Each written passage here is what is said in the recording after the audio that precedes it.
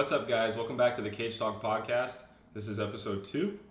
I just wanted to say from the bottom of my heart and from my entire family, thank you guys so much for all the support over the last 4 days. We opened up on YouTube, Audio Boom, and Spotify. Collectively, we got over 500 views between all of our platforms. We got 400 YouTube views on day 1. That's incredible. I don't have a whole lot of experience with doing these things, but the support was overwhelming. And from me and my family, I just wanted to say thank you. So, with that being said, there are a couple specific thank yous that I wanted to make sure I got out there. The first one is to my brother. Nick edited the entire first video. He helped us get set up on all of our social platforms, Audio Boom, all of it. He was the man. Thank you. Thank you, Nick. Emily helped me get all of the social media pages up, titled herself the social media manager for us. That's not her actual job. We're not paying her. It's not happening. But thank you anyway. And to our friend Jay Lopez, who he lent us his mic. We have one of his cameras. He walked me through all of the recording equipment, the software, all of it. He's been literally screen sharing with me from his home, making sure that we're all taken care of. Thank you so much, Jay. He's got a little girl at home who has been through so much, more than most of us have been, and she hasn't even seen her 3rd birthday yet. We'll get him on the show to talk about it, but such a great family. So thankful for their help. Thank you, Jay. And last but not least, Kyle Hicks, one of my dad's boys, designed all of our artwork, got our logo all put together. Thank you, Kyle. I think we paid him with a Jaeger bottle. To each their own.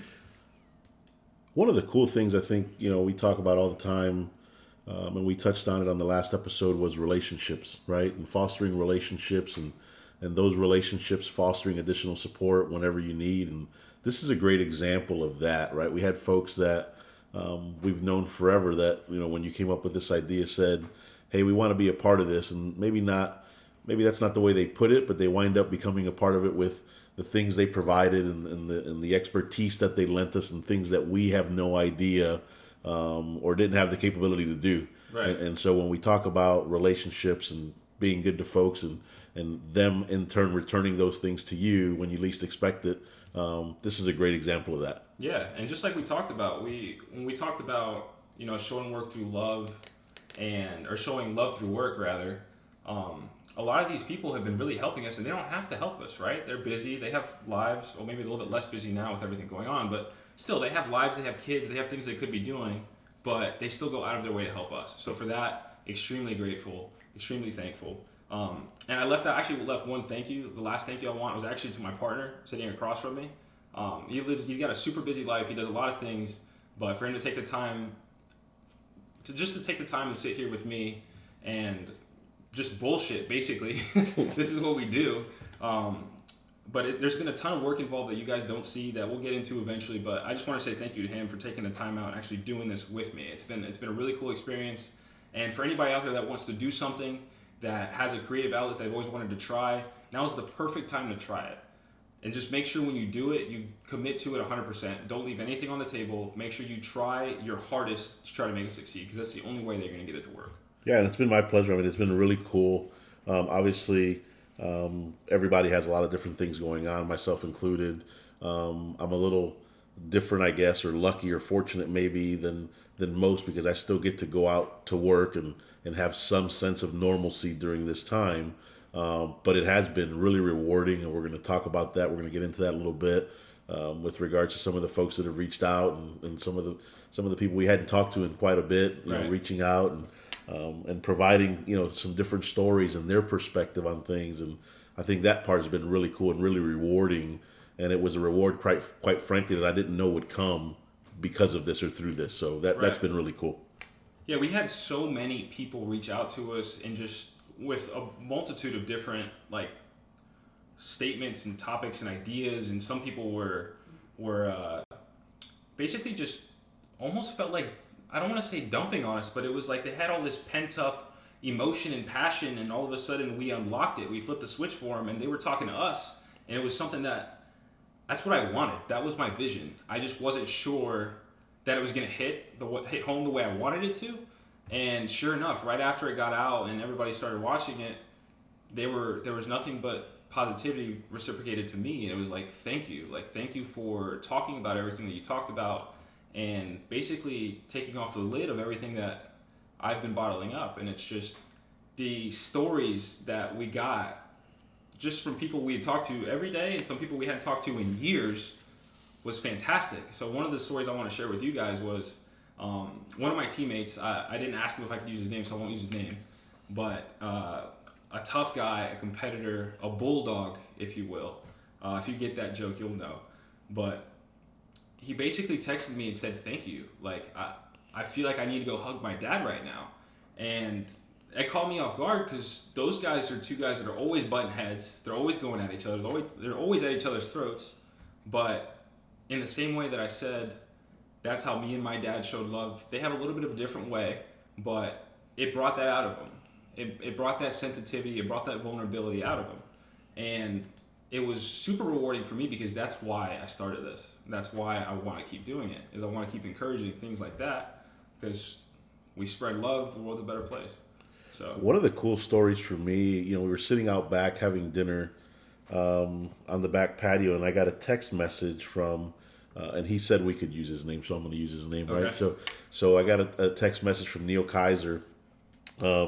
Neil has a son, Tyler Kaiser, who plays at the University of Miami. He's a pitcher for them, big time prospect, big arm, really good pitcher, and played with us between the ages of 11 and 12, I think. Yep. And so he sent me a text message of one of his favorite stories, or one of his favorite memories, I guess, of Buddy and I in the cage. And I wanted to take 45 seconds or a minute and read this, and hopefully I won't get choked up. The first time I read it on my phone, I actually got choked up thinking about this memory that Neil provided to me. And so I'm going to read verbatim the text he sent me, and I thought it was extremely cool, and it brought me back to some really cool memories, and I think that's what caused all of the emotion to kind of come out. But so he sent me this text. I do want to share one memory I have of you and Buddy in the cages. It was when the boys were 11 or 12. We used to rent one of those indoor cages in Orlando once or twice a week, and you used to do most of the pitching in the cage. Buddy was the best hitter on the team, so when he was swinging, the boys paid more attention, and this day was no different. As good of a BP pitcher as you were struggling a bit this day, and after you threw like 2 or 3 straight balls out of the zone to Buddy, he said something like, "Come on, throw strikes." You never even paused. The next pitch, you brushed him back with a little extra heat. He threw up his hands as if to say, WTF. The next pitch hit him square in the back. He dropped to his knees. The rest of the boys were dead silent and watching intently. You yelled to him something along the lines of, "Get the fuck up or get out of the cage." He stood up and continued his round. The pain was obvious, but it wasn't bad enough for him to give up his hacks. As his round ended, he walked by me and I could see his eyes welled up. He never said a word, just got back in line and waited for his next round. All of the boys were especially quiet the rest of the practice. Not a word was said, but they knew what had happened. And I'm sure many of the dads had similar conversations as I did with that night with Tyler. He asked, "Do you think Coach Angel hit Buddy on purpose?" I said, "What do you think?" "Yes," he said. "I told him to let that be a lesson to him." I explained all that we do as fathers and coaches to give them the opportunity to practice and improve, and that they have no place to complain if the pitches aren't perfect, or anything else for that matter. That had a lasting impact. I respect you for having the courage to do what you did. It was the right thing to do at the right time to do it. All of the boys learned from that. But the person I respect even more is Buddy for how he handled that, and I never saw him act that way again. To this day, and after seeing him accomplish so much, both on and off the field, that moment still is the one I am most proud of for him. He earned my utmost respect. I think it's a pretty cool story. Shit like that used to happen all the time, just for the record. I used to get drilled all the fucking time. So for that to elicit such an emotional reaction from him means that we probably haven't talked about that in a while. Also for the record now, he has the yips throwing front toss, and he doesn't throw BP anymore. So I don't know where that went, but I would like to have that back. But I think that skill is long gone. Yeah, I think that ship has sailed. It's funny you say that because I remember when you got into about your sophomore year of high school, because we weren't training or working out the way we used to, and there was, always somebody around that was able to throw front toss, and I wasn't doing it to 15 kids. I certainly can't do it anymore. And I don't know, it certainly now has gotten into my head. And as soon as I sit on the bucket to try to throw front toss or stand up, I've tried every which way from Sunday, and I can't do it anymore. So it's kind of interesting. No, but seriously, thank you guys for all the feedback. Any stories or any memories or anything that you guys have for us, bring it up, because we've been distant from a lot of people that we've known for a long time, just because of life in general. We're busy. We have priorities now that were maybe different when we met initially, but feel free to bring those back to us. You never know what's going to mean to, like, my dad. When we hear a story about him drilling me in the fucking cage 10 years ago, which used to happen all the time, you never know what that's going to mean to somebody. So feel free to bring that to us. Anything that you guys have, just keep it coming. It's been really cool. It's been really good content. I'm really thankful that you guys are interacting with us the way that you have been. Now that we've recapped episode 1, I want to get into our content for episode 2. So our content for episode 2 is titled Life, the Corona Version. And I know some of you are going to be sitting there thinking, I don't want to fucking hear this. Like, we've been hearing nothing but coronavirus, and I understand it. But I want to start with saying, whatever religion you believe in or you don't believe in, we respect it. But we want to send our thoughts and our prayers out to everybody that's been impacted by the coronavirus. This is a lot deeper than I think some people realize, and I don't want to make it sound like it's obvious because we've been locked in our houses for a month, but the impacts of this going forward are going to be seen for a long time. And this is something that we haven't seen really in my lifetime, but it's a big deal. And every time I go on social media, it's either jokes and memes, which, don't get me wrong, I'm a huge meme advocate. I love that shit. The comedy is phenomenal. But at the same time, it's either memes or slanted political opinion. And this is not what we need to see. Like I said, the jokes have a time and place, but this is not a time to point the finger. This is not a time to place blame. This is a time to come together. The doctors, the nurses, the medical personnel, the scientific community, and everybody around us is what's going to get us through this. Not whoever's in charge of whatever country. Let's all take it upon ourselves to do everything that we can to help put an end to this, because it's not going anywhere anytime soon. That's a great point. I think, as we talk about this, the tendency always tends to be, hey, where can we place blame for what we're going through, or who can we throw under the bus? And I think, to your point, is perfect. I think the folks that are going to get us out of this don't live in Washington, D.C. Right. It's the doctors, the nurses, the scientific community, the men and women that are cleaning these hospitals every single day. Us staying home and social distancing and doing, what we're being asked to do and the sacrifices that we're being asked to make. That's how we come out of this. And I think it's time that we talk about personal accountability, people doing the right thing to help themselves and their neighbors. And I think that's exactly how we get out of this. So I agree with you 100% on that. Right, and the whole purpose of this is not to keep beating a dead horse. We want to present you with some facts. We want to give you some things, some tools, share some stories about how we've gotten through similar situations. Obviously, it's not the same, but I hope that we can offer some insight into how we plan to go forward and how we plan to handle it. So, Dad, why don't you give them some of the facts that we have just on the total cases, just on what's really going on with the virus itself. As of April 7th, and this is when the data that we pulled, and obviously we understand that the data changes extremely rapidly with this case, but as of April 7th, there was 1.5 million cases diagnosed in the world with 82,000 deaths. 80% of those deaths are occurring in the 55 and older age group. In New York, obviously, is become the epicenter of this pandemic for us in the United States, with a record number of deaths just today, 770 something deaths today. And that's so today. That's April 8th. that was April 8th. That was the Okay. data for today. Gotcha. And so we obviously want to extend, our heartfelt thoughts and prayers to everyone that's been affected and could potentially be affected by this. But we also want to remind folks, make sure you're washing your hands, make sure you're disinfecting things like door handles, and that you're careful when you go to the grocery store. If you have a parent and you're able to go grocery shopping for them because they're older, do that. That's a way for you to mitigate risk. And there's there's a lot of different things that we can do to help battle this and help hopefully mitigate and flatten that curve is a term that everybody is hearing right now. And so I think we need to be very, very mindful of what we're doing, when we're doing it, and that we give ourselves the best opportunity to come out of this. Right. And those are big numbers. Those are huge numbers. And that might not feel close to you because maybe you don't know somebody that's been sick or somebody that's been impacted by it. But I know that you know somebody that's been impacted by it because the economy affects everybody.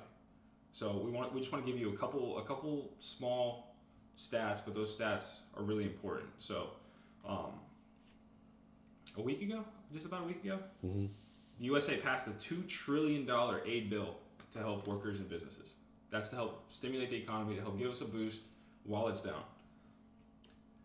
As of April 8th, nearing 7 million jobless and unemployment claims.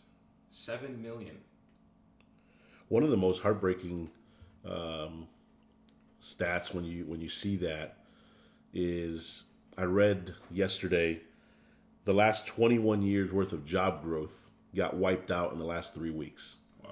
And so if you think about 21 years worth of businesses starting, blossoming, hiring people, it's been wiped out in the last 3 weeks.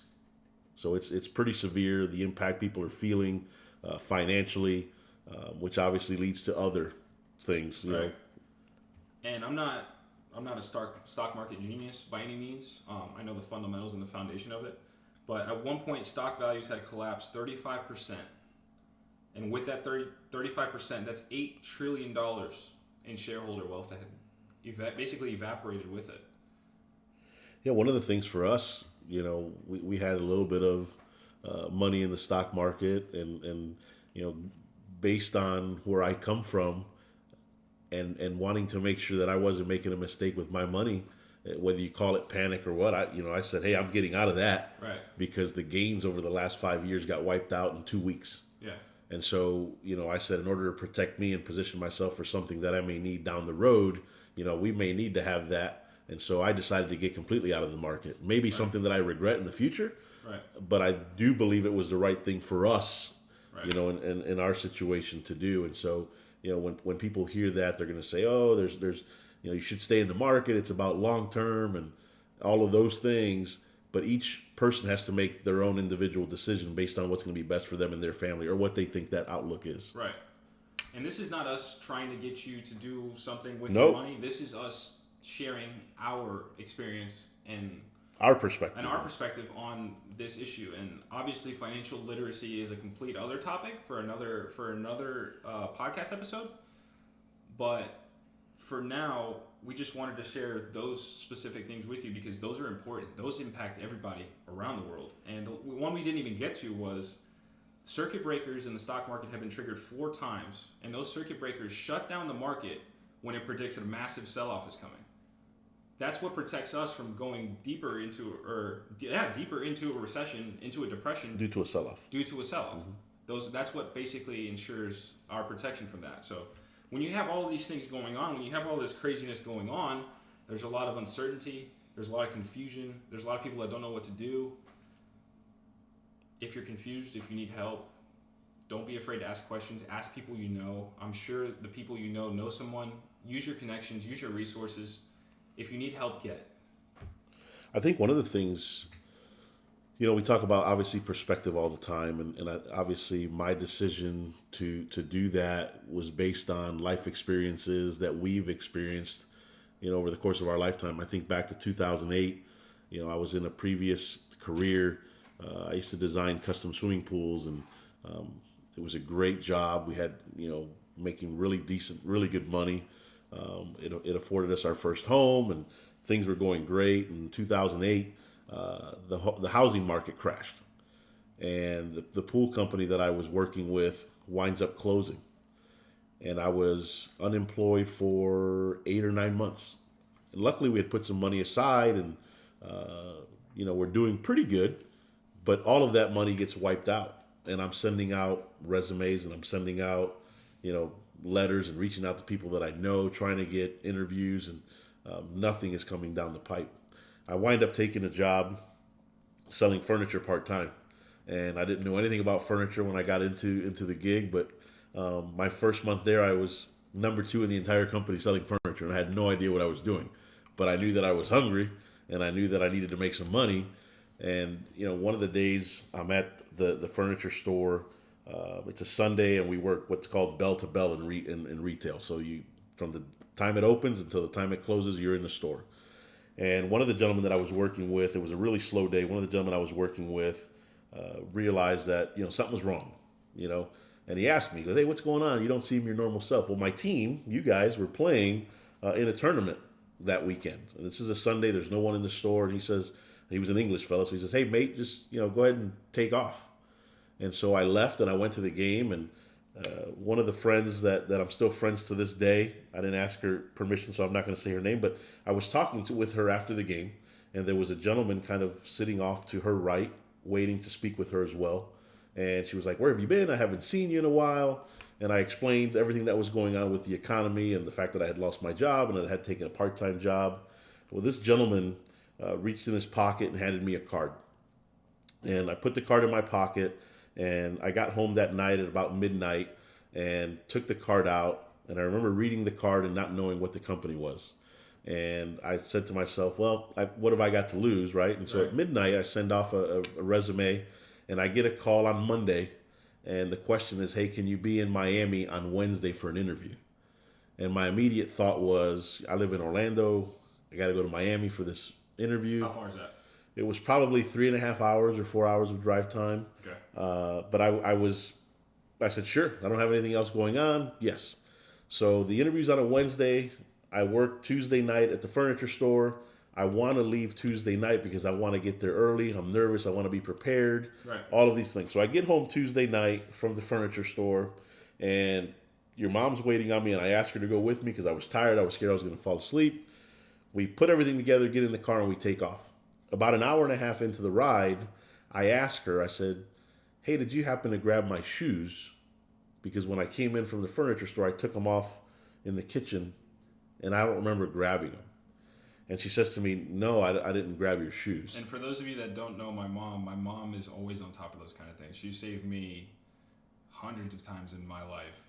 Did you forget your spikes? You have this, you have that. And then I'll forget them, and she'll bring them to me. But obviously, when you have such a trip like this, that's not possible. My mom is usually a superhero when it comes to things like this. Yeah, so an hour and a half goes by. I realize I don't have my shoes. Now my brain is starting to turn, right? Because as I mentioned in the first episode, I'm pessimistic to begin with, and I'm thinking, here we go. Right. Just something else that isn't going to go my way. About another hour goes by, and I say to Betsy, I say, "Hey, did you grab my belt?" Because I took it off and I put it on the bar stool in the kitchen. And she says, "No, I didn't grab your belt." Now we're 2.5 hours into this ride. If I go back, I'm basically doubling the drive. Right. So I'm pissed off. I'm frustrated. I'm starting to think to myself, here's something else that isn't going to go my way. Is that mom's fault or is that your fault? No, absolutely my fault. Okay. I mean, there's no one else to blame but me, right? It's my stuff. Right. But I'm starting to get frustrated, and I'm probably quiet for about the next hour of the ride. We get to the hotel, and I say, "Listen, here's what we'll do. My interview's at 10. There's a Ross down the road. We'll get up in the morning. I'll go to Ross. I'll grab a belt, whatever belt they have, and I'll grab a pair of shoes." So that's the plan. I show up to Ross at 9 o'clock. Ross doesn't open until 9:30. Interview's at 10, and it's about 20 minutes away. So I look at Betsy and I say, "You're going to go grab a belt, and I'm going to go grab the shoes, and I'll meet you at the cash register so we can pay." I wear a size 10.5 shoe. The only shoe they had was 13. Okay? Swimming in the shoes? Yeah. So I'm a size 40 belt. The only size they had belt was 46. Okay? So this is not going well. Now I got to go buy a pair of shoes that I probably don't have money to buy. Right. a belt that I probably don't have money to buy, and I'm pissed off because I'm going to look like Bozo the Clown with my damn shoes. I look like that every day. And so I remember putting the shoes on, and there was probably, I don't know, that much space from my toes to the front of the shoes. And the belt is wrapped, and I'm not a skinny guy. I haven't been skinny in a long time, but the belt wraps halfway around my body, and I look absolutely ridiculous. Right. And I remember thinking as I'm driving to the hotel where my interview is going to be, please let these guys be sitting down somewhere close so I don't have to walk a long way in these shoes. That was my only thought going into this. So I walk into the hotel lobby, and the two gentlemen that are about to interview me are actually walking towards me. And I'm like, this is great. I'm going to trip and fall, or I'm going to do, I look stupid, right? And I'm here for a professional interview. And they walk up to me, and they ask me how my drive was. How was your trip down? And I remember smiling and saying to them, do you really want to know? And they're like, what do you mean? And I explained the story about the shoes and the belt and everything I had been through over the last 8 or 9 months. And I wind up getting the job, and we never talked anything about work. The point of the story or the takeaway to the story that I want people to have is I would have never met the gentleman that hired me if it wasn't for baseball, number one. Right? We were standing on a baseball field. I knew him, but I didn't know him because you and his son had been competing for a couple of years, but I didn't know what he did. I didn't know where they were from. And the point of that story is just you never know where opportunity is going to come from. Right. And secondarily, you never know who's watching you. And so if you're doing the right things constantly, you're building good relationships, and you're being a good person, you never know where that next opportunity may come from. Fast forward 11 and a half years, I'm still with the same company. I'm actually in the position of the gentleman that hired me 11 and a half years ago. That's fucking cool. Really cool, right? And so, again, there's going to be a lot of things that with job loss and businesses closing and all kinds of emotion and you know, mental health things that can creep into this. And I remember as we were going through this, and I tried to make sure that y'all's life never changed, right? That was important to me. But I do remember in the first house, walking by Emily's room, which her door was right next to our door. And everybody would be asleep, and I'd be walking the house by myself in the middle of the night trying to figure out what I was going to do. And I would open her door, and I would sit there and stare at her. She was probably 3 years old at the time, 2 or 3. And I would think to myself, what am I going to do to make sure that she gets what she needs, right? How are we going to continue to get out of this hole as dollars are dwindling from my savings account to ensure that we're putting these kids in the right position to succeed? And so it was interesting where I found my inspiration. I found my inspiration watching my 2 or 3 year old daughter sleep and know that, hey, I can't let my demons and my pessimistic attitude at times take over because this kid is depending on me. Yeah, and that's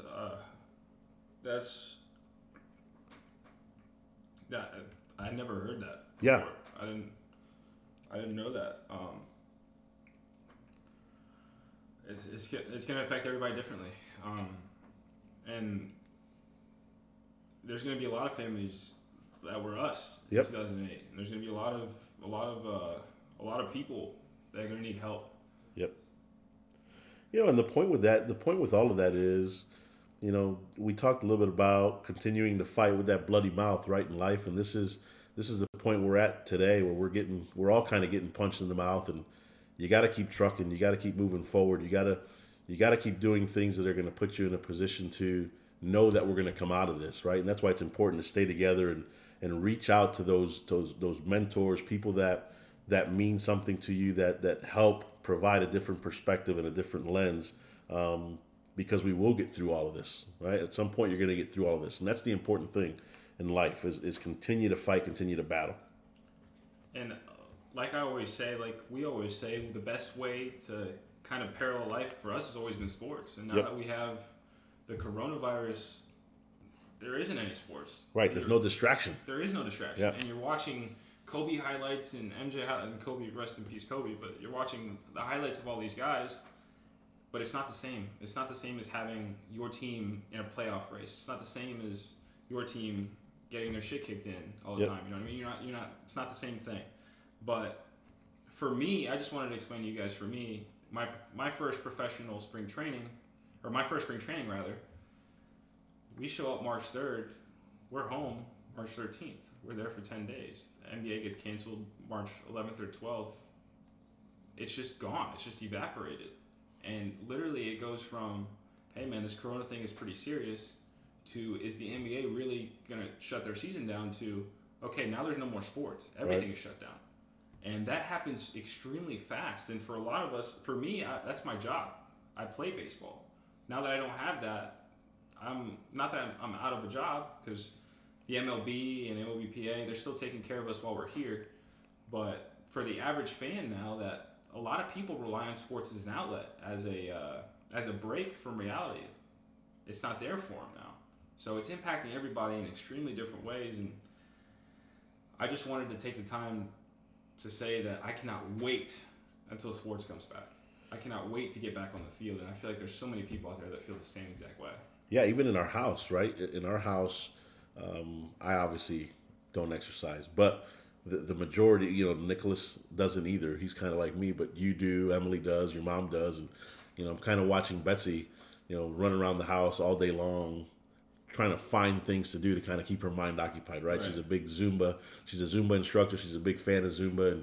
And so, her normal has changed. And when you look at everyone's normal, it has changed. And the one distraction that you can always count on is sports, and that's not there either. And so just making sure that you remain healthy, you add something into your day that's going to occupy your mind. And one of the things we've been doing, and I've kind of been forced to do, is go out on bike rides, right? Your mom and your sister are taking me out on 7, 8, 9 mile bike rides, trying to kill me every single day. and I think it's I complain the whole time I'm doing it, but as I'm out there and I'm in nature, and I'm kind of pedaling around and there's nothing going on, it does allow me to reset my brain. It allows me to kind of catch my breath and not think about coronavirus for that 45 minutes or hour. And I think that's important. I think you got to find things that create that distraction for you, for your own mental health and your own mental stability. I know we've gone a little bit long. It's a little bit longer than maybe some of you guys would appreciate. I've had people tell me that if you guys go shorter, like, we'll listen to it more, we'll listen more thoroughly. And truthfully, I don't care. And I say that from a place of respect.